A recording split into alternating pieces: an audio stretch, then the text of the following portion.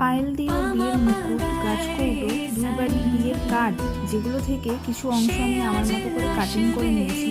আর বিয়ের মুহূর্তের কিছু ছবি, সাথে ছিল বিয়ের মালার কিছু ফুল, যেগুলো আমাকে দিয়েছিল একটু সুন্দর করে ফ্রেমে বন্দি করার জন্য।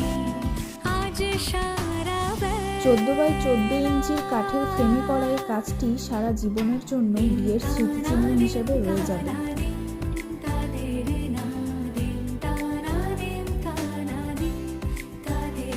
বিয়ের সুন্দর মুহূর্তগুলোর পাশাপাশি মূল্যবান জিনিসগুলোকে একটা ফ্রেমে যদি সারা জীবনের জন্য সংরক্ষণ করা যায় তাহলে মন্দ হয় না।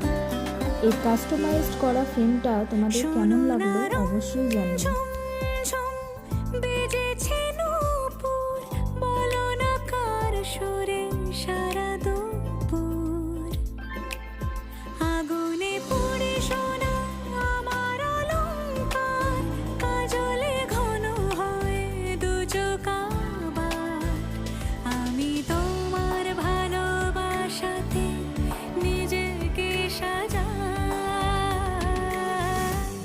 যদি সে